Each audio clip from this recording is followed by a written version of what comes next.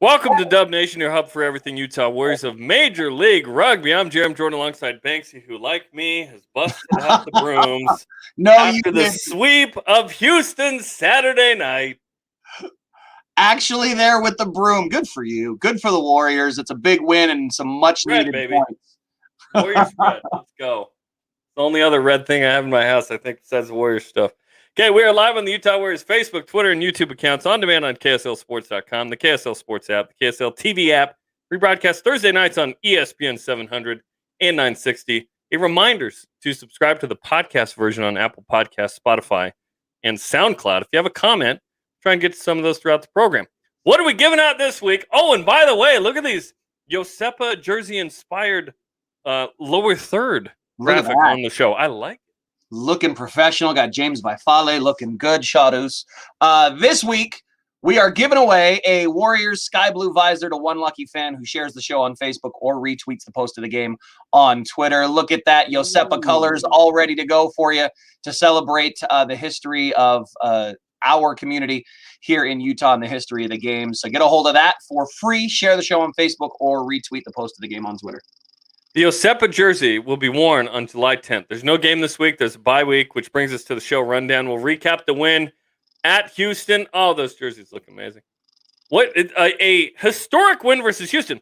When we called the game, I did not understand what happened historically with the Warriors. On Sunday, when I'm putting this show together, I'm going, oh my gosh, there were a few records set here. We'll talk about it. Scores from around MLR. The standings looking good still. We'll preview the USA and Canada test matches with our own Eagle, Ashlee Byrge. We'll talk with James Vaifale. He's got the fresh blonde hair going. I like him. And Rugby 101 is about kicking. Okay, let's get to it. A 24-5 win at Houston. On the surface, you're thinking, what's historic about that? Okay, it's a Utah Warriors record 5 points allowed. The previous record was 9 in 2019 against the Austin Elite. Defensively, Houston scores first, and then they don't score again. And this was a record-setting performance defensively by Utah, which at times, Banksy, has struggled. You know, it was good to see the boys able to put it together for 80 minutes. And really, with the exception of a couple of quick one-off performances, there wasn't really a whole lot for Houston to celebrate in that match. It was some solo efforts like that one that really set the tone for Houston. And the tone was, we're just here so we can get paid. There really wasn't a whole lot of redeeming qualities to this game or the way that they played the game. It was the scrappy, ugly, kind of frantic rugby that you would expect from a team at the bottom of the table doing whatever they can to disrupt. And thankfully, the Utah Warriors came through it. Okay, it was 12-5 until the 67th minute. At this point, I keep kind of asking you on the radio call. I go, when's Utah going to blow this thing open? Because right now it's still a one-score game. 67th minute, 2 tries in the final 13 minutes, including one in extra time. Utah really knows how to score in extra time to get the bonus point 4th try. So a 5-pointer. What impressed you the most about this win? It was really the gutsiness to stick it through because the way Houston was playing, you know, obviously there wasn't a whole lot in it for them. They didn't come hyped up for the game. You know, it was scrappy all the way around. They were laying all over the ball. They were trying to rip and strip the ball. And it took Utah a minute to adjust to the style that Houston was bringing into the contest. And they made the adjustment, although it took them 60 minutes to get there. And then were finally able to turn it on and find the holes in it that they were looking for. So in the final 20, Utah scores 2 tries. That feels familiar, right? That's what's been going on all year. It's technically another comeback win since Utah trailed by 5. So just tack that onto the list of comebacks this season, albeit 5-0 early. But the first try from Dicky Lati was really just a defensive misstep. Lance Williams got turned around, made a great open field tackle, and then went to push around the backside of the ruck and didn't realize there was nobody else to the outside of him. And Dicky Lati was able to skirt around the outside. It was really the only time that Houston threatened or even came close to putting together any kind of attack. And it was more a lapse of judgment than anything really spectacular from Houston. Okay, a couple game notes. It's the season sweep of Houston. Plus 26 margin, by the way. 5-game win streak extends the team record. How about that? 5-game win. Hottest team in the league, Utah Warriors. Let's go. Team record 5 points allowed, as mentioned. The second largest, tied, margin of victory in team history. How about that? That's the other part of this. It's like, oh, this was a historic game. All 9 wins, by the way, for the Utah Warriors have been a bonus point win, meaning 5-pointers. And then the third win, just the third win, by 8+. So there's a lot going on. But right now, Banksy, Utah's playing great rugby. I almost hate that there's a bye week and the test matches, although I love the opportunity for the guys. Utah's playing some great ball right now. The good news is the core of this team is still together, and whether those internationals are in with the boys training or not, these guys have spent all year bonding and gelling as a group. And while those other players will be missed on international duty, the guys that are still in camp, the core of this team and their ability to perform at a high level is still intact, even with the internationals on duty. So don't look for anything in the off week to really kind of settle. These guys are going to keep working hard. Okay, let's recap the scoring summary. You mentioned the Diki Lati try to make it 5-0 in the 15th. Just 4 minutes later, Josh Whippy with a try. Fantastic sequence. And then I'm not sure if Josh Whippy's trying to fight the guy that tackled him or what happened there. But it gets fun after he scores the try. This was a nice sequence inside the 22 off a scrum. It was better movement. Mikey Teo with the step inside, and then the little hook shot over the top, first to Lance, then to Bailey. Bales gets the old shuffle off to the outside and scores it from Whippy. Whippy, I think, was a little upset he got jumped on well after scoring the try. Maybe had something to be upset about there. It was no point in jumping on the man and maybe risking injury when you've already been in the try zone and dotted it down. Okay, fantastic sequence. Conversion no good. It was a little bit windy. It was hard to make some conversions in this one. We now go to the end of the first half. 3 penalties already on the SaberCats, trying to prevent Utah from getting a try right before halftime starts. And then domination near the try zone. Penalty try awarded, 12-5 into the break. It was all forward pack at this point. The team will get full credit for the try, but that ball waiting at Yuri Van Buren's feet, well, that front row does the hard work. You look at the big push from the tight head side to get that whole scrum going backwards, and then the shift from the loose head side. It was just great. The ball squirted out. They had to collapse the scrum to keep Yuri from pushing that ball over, and the penalty try was rightly awarded by Scott Green. So it's 12-5 at halftime. We get all the way to the 68th. It's still 12-5. It's a one-score game. Utah's dominated, but it's still a game, which was a little concerning. But, oh yeah, it's the last 20 minutes. Utah's going to turn it on. 68th minute. Mika Kruse doing what Mika Kruse does. Look at how wide Mika is in that shot as this play develops here. And you'll see our guest, James Vaifale, right there. The ball bounces Vasquez's way. And then the big wide pass. Still a lot of work for Mika to do. He's got to beat 3 guys to get that try in. And, he's got a reputation for being this elusive pace winger. But he is so big and so strong that it's really tough to tackle him in space one-on-one, and going through 3 guys to give the Warriors some breathing room there. He's got Troy Polamalu vibes, with the hair, the toughness, right? He just bruised his way in. Absolutely. He's not just the in-space dude. He was great. Okay, at this point, in the last 5 minutes, we're just, hey, get that bonus point. Get that bonus point. Game, Utah's going to win. Get that bonus point. 80-plus minutes. We're into extra time again. And they're going. They're trying. They know they need that point. In the end, for the playoffs, Utah probably needs this point to be over Houston. We'll see, but every point counts. Yuri Van Buren dots it down, and it's a 5-point win instead of the 4. That matters. The subs came in, and the reinforcements were fantastic here. And it's just tough when you've got a body as big as Yuri's is, and he doesn't hit that gap with a ton of speed, but it's just enough that he can turn in contact and dot it down, making the gain line. There was so many guys that made an impact off the bench, all 6 subs coming into the game and getting minutes. So it was great to see. And Yuri just doing what Yuri does and being a leader from the 8 spot, man. He's been great all year. Okay, so final 24-5. 5 points allowed is a record. 19-point win is tied for second in Utah Warriors history, the 4th year now. So an historic game. We didn't realize that at the time, but after the fact, we go, hey, that was pretty good. Okay, the stats, 4 tries to 1, obviously. Conversions were tough. Calvin Whiting made one at the very end. Cliven Lobster struggled in the win with the first 2. Possession, obviously, dominant. No penalty goals taken. Territory, dominant. Lineouts, pretty good for both squads. Scrums, pretty good for both squads. Tackle percentage for Utah was really low, but it didn't matter.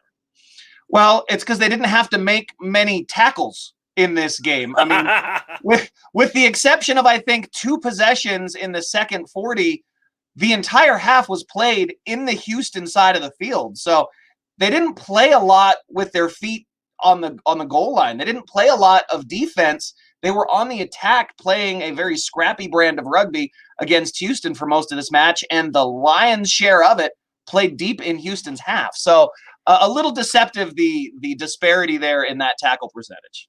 Yeah, some stats don't matter. Some do. Some people think stats are for losers. I do not. I like the stat that matters is scoreboard. Exactly. 9 wins now for Utah. How about that? Okay, first 15 guys. Matt Jensen at lock, 6 carries for 41 meters, 12 tackles, 25 ruck arrivals. And Calvin Whiting, 14 carries, 115 meters, 2 broken tackles, 14 tackles, made a conversion. They make the first 15. Well deserved. I think it was a great shift from Matt, doing all the hard work in the trenches that you don't normally see. Thankfully, the statisticians notice, how many of those rucks that he gets to and can make a physical impact on. And then Calvin Whiting has just been on fire ever since we had to rest Hagen Schulte with those injuries. And Calvin made the move from 10 and then back out to 12. He's just come alive again. He'd been having a great season and then rightfully getting the call up for the national team because he's playing unbelievable defense. And now on top of that, he's getting himself in attacking positions again and going forward with the ball in hand. So they just made a dangerous player better for the Utah Warriors. Congratulations to Calvin. We found that out on Thursday. And that was massive news. So, someone drops out of the 30-man roster. Calvin Whiting hops on a plane after the Houston game with the boys and heads over to the UK. Congratulations to Calvin. He played on the U20s, but now he's going to make perhaps his Eagle debut. So 3 uncapped Warriors perhaps making their debuts for the USA. We'll break that down with Ashlee Byrge coming up a little bit later. Junior Warriors, Utah Warriors, Dub Nation, get your family involved, get your little ones out to the game if you want to be a junior Warrior. There's clinics pregame with the Warriors coaching staff and players. It's just $25. There's only a couple of these left. 2 hours before the home games, go to warriorsrugby.com. It's just $25. It gets you a ticket to the game, gets you your little into the clinic so they can learn about rugby or maybe just hang out with their favorite Warrior. Or their favorite broadcaster named Banksy. Okay, week 15 MLR scores. Rooney beats Toronto 31-24. It's been a really hard year for Toronto for all the reasons we've chronicled throughout the season. I'm just glad they played at all. I mean, a ton of credit to them for that. In Atlanta, of course, it was delayed by 30 minutes because no ambulances were there at kickoff, so they had to wait. Rooney got away with a knock-on that was awarded as a try. 7-point margin. Hello.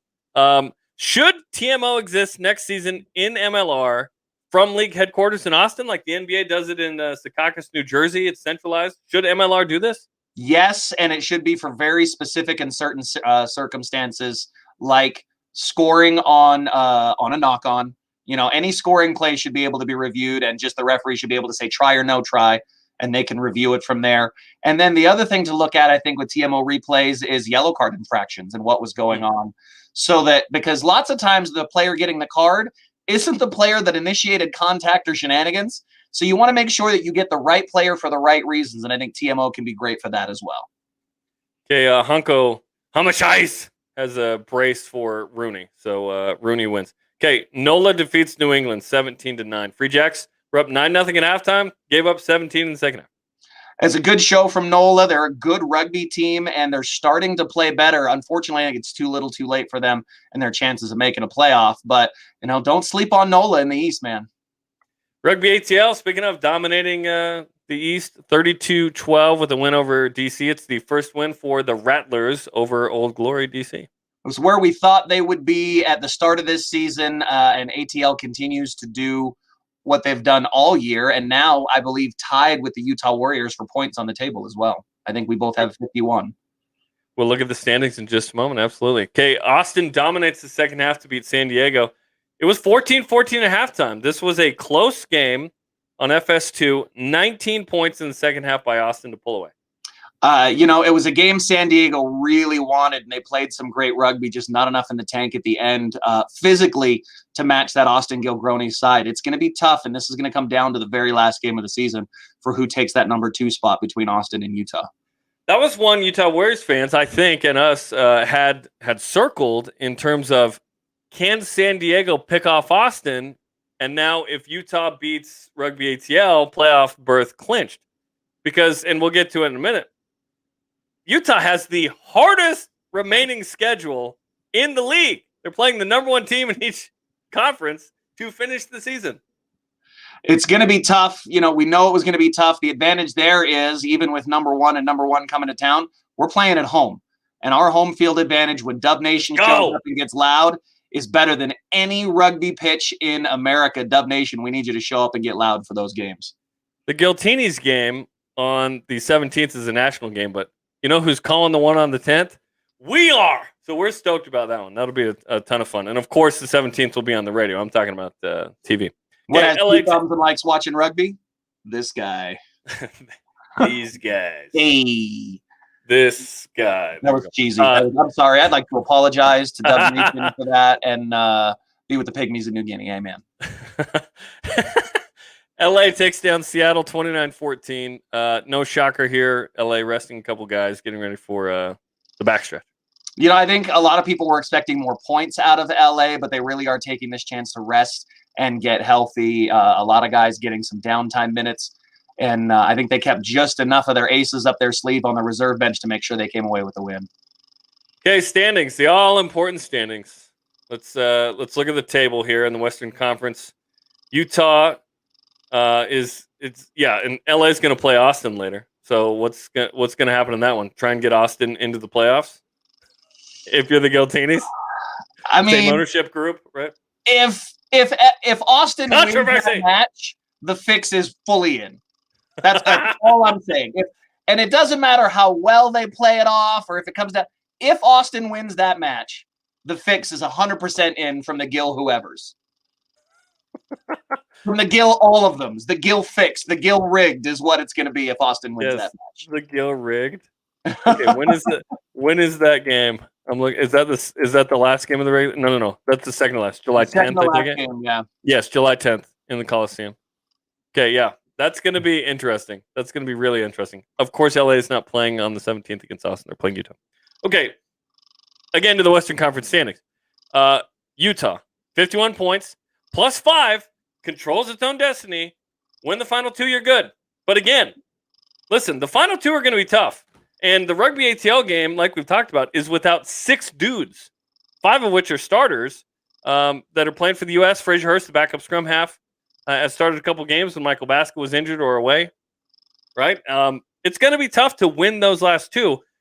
I don't know the exact tiebreakers, Banksy. I'm hoping head-to-head is the number 1 tiebreaker after points, because if that's the case, Utah has 2 games on Austin. So we'll have to check with and get that information. But Utah controls its own destiny down the stretch, but it is going to come down the stretch. And it's official that San Diego's out of it. They cannot make the playoffs at this point. There's going to be some teams that are going to try to play spoiler. I know Rugby ATL would love nothing more than to be the team that knocks Utah out of the playoffs, And to stay on top of the East, they have everything to play for. They can lock themselves in as the number 1 seed and knock Utah off in 2 weeks. But, Utah has finally gotten to a place where, I think people are starting to expect Utah to win. And I don't know what it is in the media and around the league, but it became really popular to down the Utah Warriors for whatever reason. Because really the Warriors have only had 1 bad season. And that was the second season in the league where we just put up the 2 wins and the draws. Every other year, the first year we were in the playoffs, and people want to forget that the Warriors were in the playoffs year 1, had a bad year 2. Year 3 was shortened by COVID, and we beat the reigning champions in Seattle on a skyrocketing trajectory. And now this year, even with all the struggles this team has had, look at where we are. So now I think we've believed all year, and I think some of the other talking heads around the league are starting to believe in what this team is capable of. It's going to be exciting. Again, bye week, and then Rugby ATL and LA in Harriman. You got to get your tickets to this. You got to. Okay, Eastern Conference standings. Rugby ATL, 51 points on top. 5 points ahead of Rooney, who are 4 points ahead of Nola. So that one's going to be down to the wire as well. We'll see if Nola or Austin do anything with the final 2 spots. But I expect and hope that the league expands to at least 3 playoff teams in each conference next year, that 2 and 3 play each other and one gets a bye. At least that, because I think at this point of the season, it'd be way more compelling. Right now, we're talking about 6 teams for the final 4 spots. We would be talking about way more if that was the case. I don't know that you need to expand to 4 teams. You could, and it'd be fun, but at least 3 next year, hopefully. I think it should be 3 and 3. I think that's right, especially for the number of teams in the league. Make 2 and 3 play each other and one get the bye week. Especially now with the level of competition that we've seen out of these teams, we're really missing out with some really good rugby teams on the outside looking in for the playoffs that would be fantastic to have Nola Gold, Austin Gilgronis, Rooney, Rugby ATL, Utah Warriors, and the LA Guiltinis be your playoff picture. I mean, that's absolutely fantastic for the league and for the quality of the game. Can you imagine Austin and Utah again? That would be awesome. And Utah, should Utah make the playoffs and LA wins the West, it'll be that matchup back-to-back weeks, just switching locations. So it'll be the 3rd time Utah has to play LA this season. So where are they? Probably the Coliseum, if that's the case, I bet. The Coliseum is their home, so I imagine, obviously, with the special occasions and the opportunities to play at some of the other places, but the Coliseum is home for the LA Guiltinis. Better hope USC is not practicing in the Coliseum that day. Yeah. Kick them out. Yeah, those are the standings in Major League Rugby. So if you want to renew your season tickets, fans, just go to warriorsrugby.com. Get ready for the new 2022 season on the way. There's just 2 home games left. No deposit required. warriorsrugby.com can get you signed up or call 801-477-7652. And get ready, Dub Nation, to get loud and cheer on these Warriors in 2022. Okay, let's check out what's coming up this week. Again, a couple teams not playing, including the Utah Warriors, but we'll tell you anyways. Okay, Seattle at San Diego. Who you got in that one? San Diego is going to come away with that one. Seattle on the road, not typically been good all year, and San Diego still playing good rugby. Rooney at New England. So that's the rivalry. Rooney got the first one. We'll see if New England can challenge Rugby United New York again. Rooney's going to have to take it. Their playoff lives are still in the balance. They need that one more than New England do. Okay, and then a couple on the 4th of July, Independence Day. Old Glory DC, appropriately, at Toronto. That I believe would be in Atlanta. And Nola Gold at LA. So you got to think, New Orleans going into LA, that's going to be a tough one for them to take on that Guiltinis team who put up a lot of points this year. So you got to give that one to LA. Old Glory's playing good rugby against a very battered, beaten, and downtrodden Toronto Arrows side who are minus, I think, 9 guys off their starting lineup on Canadian international duty. So you want to talk about the hit that the Utah Warriors took. They took an even bigger hit in Toronto on those international team duties. So going to be a tough one. I pick Old Glory on the road in that one. If Nola Gold defeats LA and LA does not score 4 tries or stays within 7, gets no bonus points, LA would be 4 points ahead of Utah going into the final 2 games. LA would then play Austin, who's one of the top teams in the league. And if Austin's trying to get in, we're kidding, but if the fix is in and Austin wins, Utah would have a shot on July 17th at being the 1 seed. There could be some real drama here. It probably won't, but it could. Stranger things have happened in sports. What was it, Mick World? It could happen.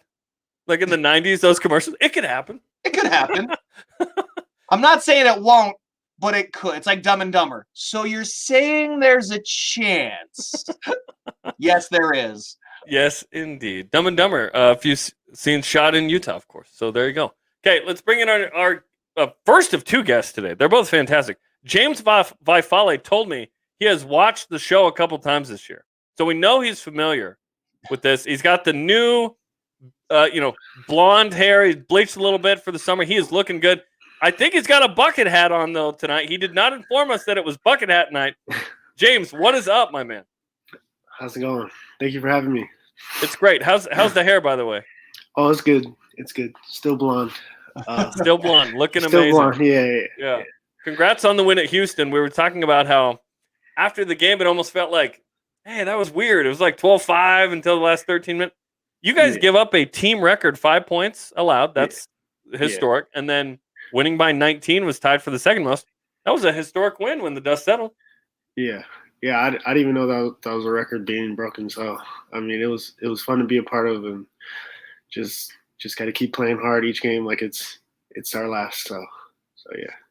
To talk about, the last 2 games of the year now, obviously we've got the boys off on international duty, and here you are ready to take on Rugby ATL and then LA in back-to-back weeks at home in Harriman. What's the preparation for those 2 looking like? Just like any other week, just got to stay focused and keep grinding up. Especially with those guys missing, it's going to be tough because they're probably big impacts to the team. So just got to keep practicing hard, and just keep showing up and doing what we do. And yeah. James, luckily it's 2 very easy games with Rugby ATL in LA, right? Yeah. Well, especially if we have Warrior Nation behind us, so it's good to have those games at home. So there you go. It'll be tough, right? Those are 2 really good teams, and they're important games to stay in the playoffs. So, how will you guys manage this? Because, like Banksy said, and like you said, the way the bench has played this year has been unbelievable. And against Rooney, it was interesting. It was sort of like a half bench squad started, and then the starters came in. Didn't really matter, right? You guys just happened to finish games strong. You'll need that in those final 2. Yeah, so I think we have that with our depth on the team. We have guys, you guys already know, like Nata. We have guys like Derek. Maybe even guys like Logan that could come step up, and it's just everyone has to be prepared and on their toes. So just like I have been. So yeah. Talk about that dynamic, because we have, I think, more pathway players, more local guys on our roster than any team in the league. And I know there's really great camaraderie, especially between, Joe Mano, who's been on the team and is now recovering from injury. You kind of immediately stepped into Joe's place. Logan Tongo is pushing everybody in practice to be better. And, he's just absolutely killing it. The emergence of Tommy and what he's been able to do and getting a lot of really good minutes and physically impacting the game. How big a difference does it make for you as a local player to have those other guys around you? I mean, these aren't just guys that are from here. These are guys these are your friends. Yeah, so I don't know. It's just the rugby community in Utah is real big, but it's like sort of small at the same time. So everyone knows each other like real well, and everyone has those talks with each other, and we I don't know, we play well with each other, and just from like clubs up until now. So I mean, you look at going back and playing at like the old Flag Day games, the men's Premier Division games, the chance that I've had to play with a lot of you guys at like Park City Haggis. I mean, there's something to be said for the chemistry there, though, right? Because sometimes it's just like your try against San Diego. It was really just like you guys were kind of throwing the ball around in the park a little bit, and then the way you were dancing around the end line, that chemistry, you can't fake that. Yeah, I really don't know. It kind of happens during practice too, because Mikey does things like that in practice. Like you don't even understand how he does it. He just pulls things out of his hat, and it just works. Especially with Mika on the side, or Basket coming through, or Josh and Mikey too. They have that connection as well. So I think that that connection is between every single one of us on the team. James, was the try to beat San Diego the greatest rugby moment of your life? Yeah, for sure. At this moment, most definitely. Walk us through that, because it was such a great moment. That comeback was incredible, and you dotted down for the win, man. Yeah, so coming off the bench, I mean, there's 8 of us off the bench. We have to bring in that energy, keep it up, keep the intensity up. We're down by, I'm pretty sure, like 3 tries. I got back on, and I got on, and we scored 1 real quick with Chad, and then I don't know. I was just trying to just do my part. Davey says, keep doing the small things right, and I don't know. I was on the side, and I had my hand up for probably like 2 minutes, a minute and a half, and I guess Mikey saw, and Yeah, you can see, right? Just threw it over the top, and we have Saya and Calvin on the inside holding that last defender, so it helped a lot. Why didn't you ground it immediately, and why did you almost go out? Honestly, I knew I wasn't gonna step out, but I don't know. I just thought we'd end it with a good note with the kick, especially. I know you guys talked about it with Calvin and his boot, but I thought I'd give him a few more inches inside, so, closer to the goal. But yeah, next time, and I'm like, yeah, done it down. Yeah. Next time I'll just put it down. Next time I'll just put it immediately. Hey, it worked, man. It worked. Walk us through your journey to the team.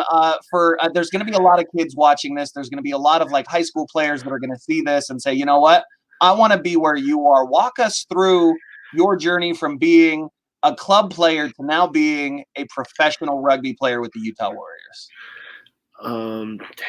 I really don't know. I started playing rugby in Arizona at probably like 10 years ago from now, so 2011, and I grew up watching my cousins that moved over from Samoa, and I played club rugby out here in Arizona, and then I just fell in love with the game, and I don't know, probably, what was it, 2019, that's just how it all started, getting into the MLR, because Sparks, somehow he's been following me like with the U20s and stuff, so well, when you dye your hair bright bleach blonde, it kind of gives you a little thing to notice, Yeah. I mean, that was, because it was kind of unfortunate, because we got these things called fines, and we have our, like for being late, I was late, and they told me I had to bleach my hair, and that's what happened. So don't be late. Don't be late. Don't be late. Don't be late. Would you rather have paid money?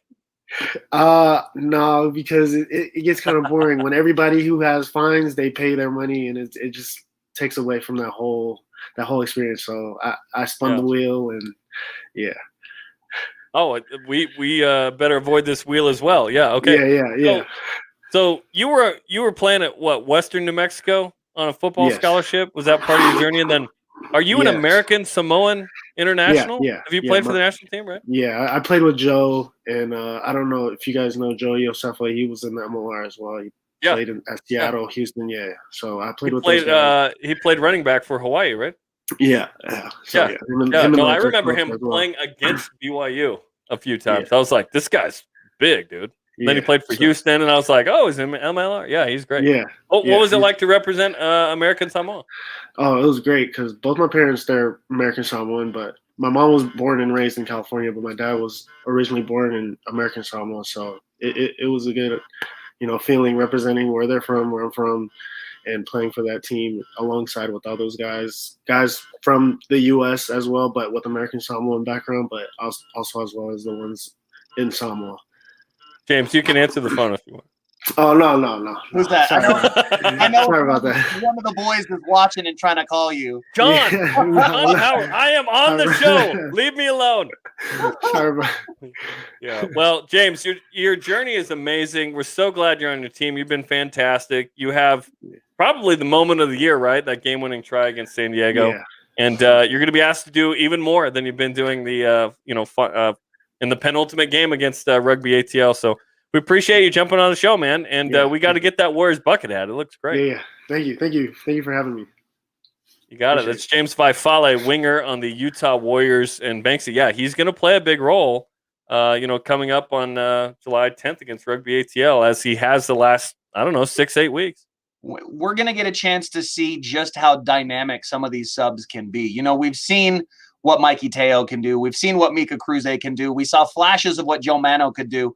Obviously, the big try from James against San Diego, you go, okay, this kid's got that it factor. We're going to need more of that, and they're going to have to put themselves in playmaking positions to be able to close out this season. I think they can do it. The deep bench that we have, and the guys that are even just in the training squad that we haven't seen yet this year, there's so much talent on this Utah roster that it's going to be pretty incredible to watch them develop. It'll be fun to bring the 2018 MLR try scoring leader off the bench for the second time this year to Natalauti, like James mentioned, right? It's going to be awesome. Okay, make sure you join us July 10th. We've been talking about it. Rugby ATL in town, Eastern Conference leader. The Utah Warriors are wearing the Yosepa jersey. Banksy, remind people the history behind this jersey. It is fantastic. The Yosepa settlement was where the Polynesian people first went when they gathered here in Utah, as the pioneers came and settled from all over the world, really, and missionaries from the Church of Jesus Christ of Latter-day Saints started going out. They all wanted to gather in Utah. And imagine it's, 1890, and all of a sudden here comes a family of, 12 Samoans, Hawaiians, Tongans.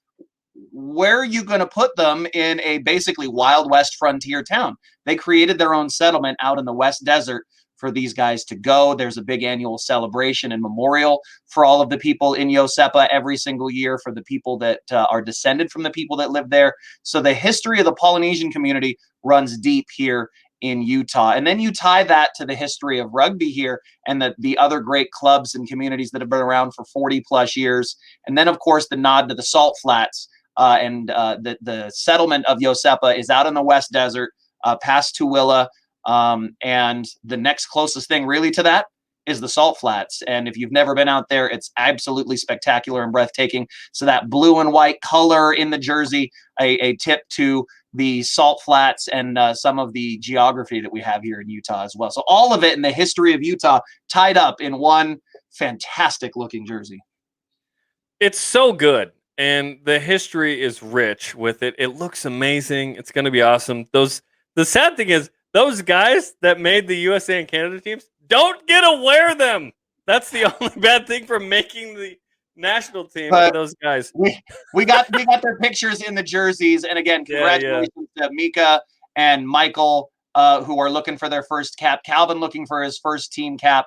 And then, Paul Mullen and Mikey Teo obviously have a long history with the team. And then Frazier playing for Canada, he's going to get some minutes and be an impact player. That's a good look for the Warriors, getting 6 guys with their respective national team call-ups. Totally. And let's break it down. So the USA and Canada are going to play some test matches in the UK this Sunday. US plays England at Twickenham on July 4th. Listen, this might be one of the biggest moments in U.S. history. U.S. is going to London to face England in a battle. You know what I mean? We're not hosting it. We're going there. And then Ireland in Dublin on July 10th. Canada and Fraserhurst play Wales in Cardiff on July 3rd, Saturday. Then England at Twickenham in London, July 10th. This is going to be awesome for these guys. We've talked about who is repping, which is awesome. Let's bring in our own Eagle, Ashlee Byrge, who's repped the 15s and the 7. And she can talk to this a little bit more. Ashlee Byrge now joins the program.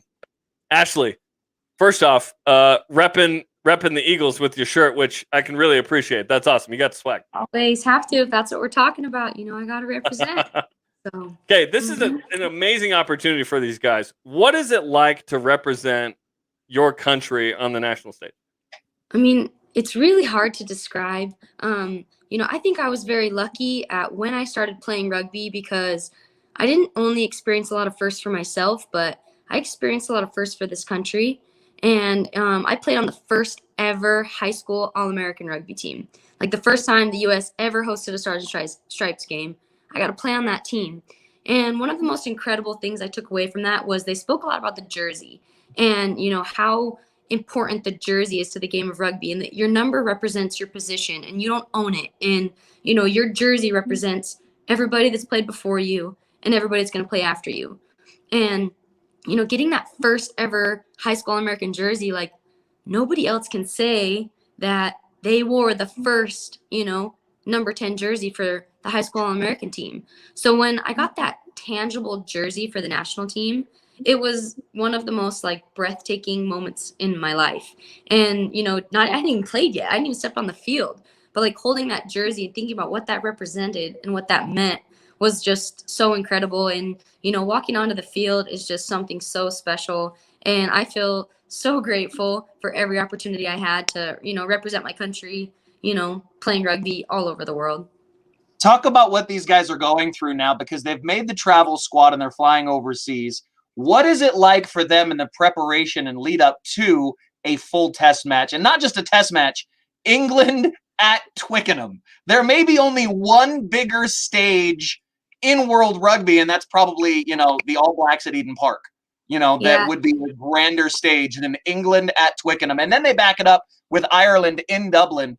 So what are they going through in the preparation for these matches? What's it like for them to lead up to a test?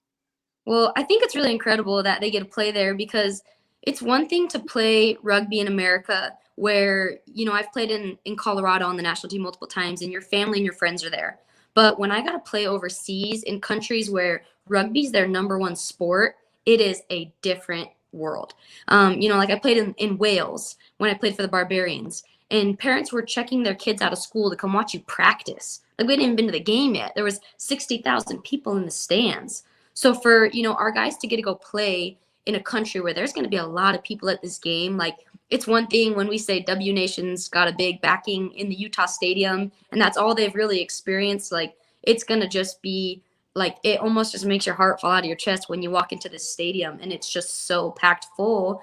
And, it's really incredible. There's a lot of anxiety, there's a lot of stress, but, when you've got veteran guys like Mikey that are traveling with some of our newbies, he'll really be a tool for Baska and Mika to, help them just stay calm, stay composed, and, realize they got selected for a reason. And all they have to do is play the same rugby they've been playing with the Warriors, for the national team. So it's just about staying calm, collected, and knowing that you're there because you deserve to be there and you don't have to try to be something different than you've already been.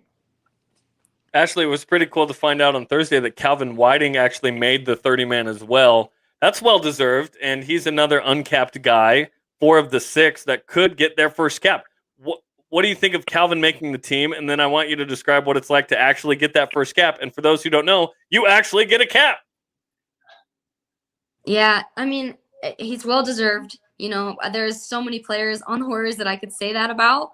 You know what I mean? It's just hard. Like, it's not even biased. He's a great player. He's a hard worker. He's a great person. He'll bring great character to that team. So I just am super happy for him. I'm super impressed. And, getting your first cap, like they do a lot of cultural things, like giving you an actual cap, or like on the women's team, we get this little eagle too. And they make the experience something so memorable. You get a number that you represent, forever. Nobody else is that ever going to be that number eagle. What's your number? You put me on the spot. It's 200 and something. Wait a minute. I'm 200 and something. I'm down the line. I don't know. 200 and something. Okay. 200 and something. But so do you actually have, for people that haven't seen it, do you have one of your caps there? Because I know before the show, you showed us some of your gear. Show people what an actual cap, when you get capped. There it is. So there's the USA Rugby logo on it. Yep. So and it's that same style cap for teams internationally everywhere, and it's a big thing. So you gotta wear it just like this. This is about as good as it fits. It's never gonna fit you any better. You run in a circle, they sing to you, they make the experience so special. This is something that you'll keep and remember, for the rest of your life as you're singing your national anthem for your very first time, while you're representing the country. Like I can't even explain it. It's the most incredible feeling, and your first one's incredible, but I truly feel like it gets better and better every single time. That's awesome. We're talking to Ashlee Byrge about the internationals. Fraser Hurst is going to have an interesting experience as well. He can remind his homies about the Toronto game and the 60-meter try he scored in that one, which would be fun. But he's like a BC guy integrating with kind of the Ontario fellas, right? He's going to be over in the same space as well. And he is a guy that when Utah signed him, yes, he's sort of been identified as a possible guy there, but he has developed to where he's probably going to make his Canadian international debut in the next week and a half, which is pretty awesome. Yeah, I mean, being at Utah was a really great thing for him. Getting to work with Sean Davies, he's a very scrum-specific coach. I mean, he's a great attacking coach. He's a great coach all around, but he provides something to not only, Fraser Hurst, but Michael Baska. It says something about our staff and our environment when both of our 9s are uncapped and got selected to go represent the national teams. It shows the expertise that comes with that position. And it's a position that's not always skillfully taught. I didn't experience a scrum half coach until I made the national team. I played all through high school, all through college, and I didn't have a scrum half specific coach.